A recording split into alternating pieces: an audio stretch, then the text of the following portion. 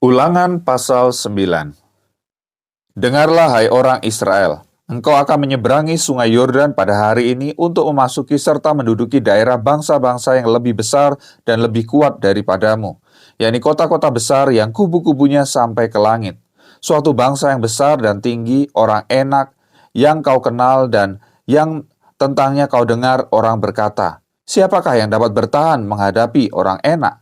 Maka ketahuilah pada hari ini bahwa Tuhan Allahmu dialah yang berjalan di depanmu laksana api yang menghanguskan.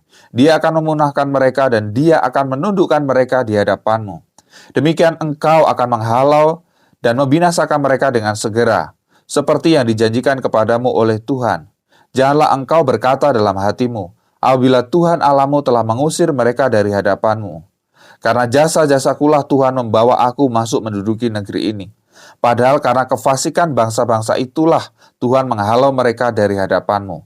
Bukan karena jasa-jasamu atau karena kebenaran hatimu engkau masuk menduduki negeri mereka.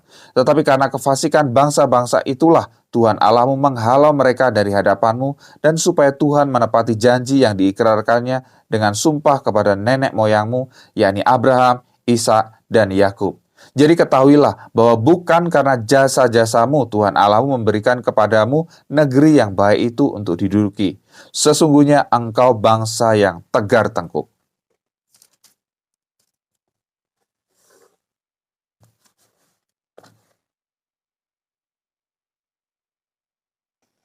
Ingatlah, janganlah lupa bahwa engkau sudah membuat Tuhan Allahmu gusar di padang gurun. Sejak engkau keluar dari tanah Mesir sampai kamu tiba di tempat ini, kamu menentang Tuhan.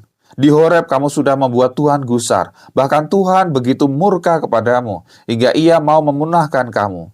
Setelah aku mendaki gunung untuk menerima loh-loh batu, loh-loh perjanjian yang diikat Tuhan dengan kamu, maka aku tinggal 40 hari 40 malam lamanya di gunung itu. Roti tidak kumakan dan air tidak kuminum. Tuhan memberikan kepadaku kedua loh batu yang ditulisi jari Allah, di mana ada segala firman yang diucapkan Tuhan kepadamu di gunung itu dari tengah-tengah api pada hari perkumpulan. Sesudah 40 malam itu, maka Tuhan memberikan kepadaku kedua loh batu, loh-loh perjanjian itu. Lalu berfirmanlah Tuhan kepadaku, bangunlah, turunlah dengan segera dari sini, sebab bangsamu yang kau bawa keluar dari Mesir telah berlaku busuk. Mereka segera menyimpang dari jalan yang kuperintahkan kepada mereka. Mereka telah membuat patung tuangan.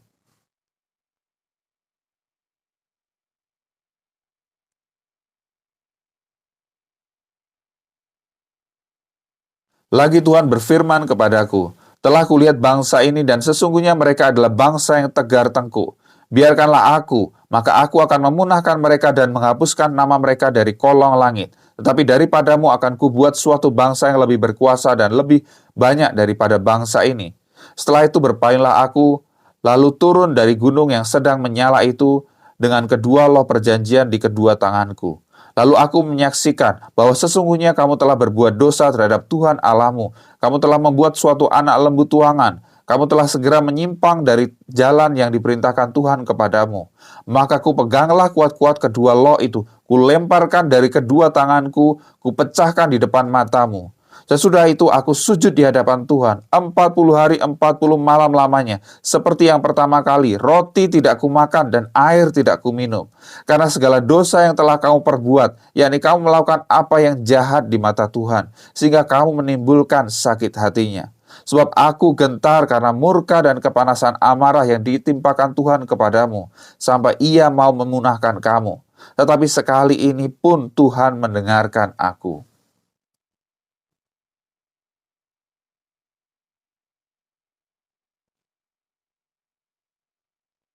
Juga kepada Harun Tuhan begitu murka hingga ia mau membinasakannya. Maka pada waktu itu aku berdoa untuk Harun juga. Tetapi hasil perbuatanmu yang berdosa, yakni anak lembu itu, kuambil, kubakar, kuhancurkan, dan kugiling baik-baik sampai halus menjadi abu. Lalu abunya kulemparkan ke dalam sungai yang mengalir turun dari gunung.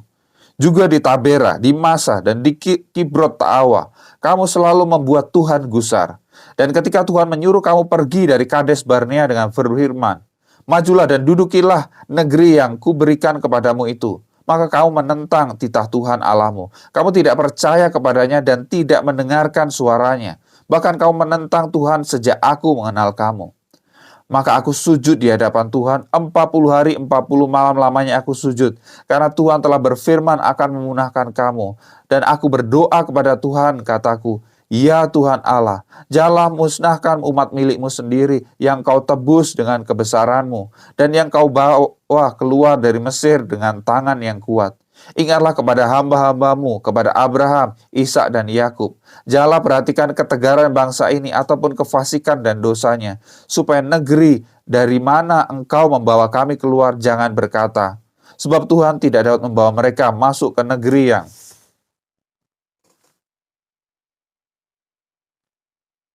dijanjikannya kepada mereka. Dan sebab bencinya kepada mereka, maka ia membawa mereka keluar untuk membunuh mereka di padang gurun. Bukankah mereka itu umat milikmu sendiri yang kau bawa keluar dengan kekuatanmu yang besar, dengan lenganmu yang teracung? Pada waktu itu berfirmanlah Tuhan kepadaku, pahatlah 2 loh batu yang serupa dengan yang mula-mula, naiklah kepadaku ke atas gunung, dan buatlah sebuah tabut dari kayu. Maka aku akan menuliskan pada loh itu firman-firman yang ada pada loh yang mula-mula yang telah kau pecahkan itu, kemudian letakkanlah kedua loh ke dalam tabut itu. Maka aku membuat sebuah tabut dari kayu penaga dan memahat 2 loh batu yang serupa dengan yang mula-mula. Kemudian aku mendaki gunung dengan kedua loh itu di tanganku. Dan pada loh itu ia menuliskan sama dengan tulisan yang mula-mula. Ke-10 firman yang telah diucapkan Tuhan kepadamu di atas gunung, dari tengah-tengah api pada hari kamu berkumpul. Sesudah itu Tuhan memberikannya kepadaku. Lalu aku turun kembali dari atas gunung, dan aku meletakkan loh-loh itu ke dalam tabut yang telah kubuat. Dan disitulah tempatnya seperti yang diperintahkan Tuhan kepadaku. Maka orang Israel berangkat dari Beerot Bene Yaakan ke Mosera. Di sanalah Harun mati dan dikuburkan. Lalu Eleazar anaknya menjadi imam menggantikan dia. Dari sana mereka berangkat ke Gudgod, dan dari Gudgod ke Yotbata, suatu daerah yang banyak sungainya. Pada waktu itu Tuhan menunjuk suku Lewi untuk mengangkut tabut perjanjian Tuhan, untuk bertugas melayani Tuhan dan untuk memberi berkat demi namanya sampai sekarang. Sebab itu suku Lewi tidak mempunyai bagian milik pusaka bersama-sama dengan saudara-saudaranya. Tuhanlah milik pusakanya seperti yang difirmankan kepadanya oleh Tuhan Allahmu.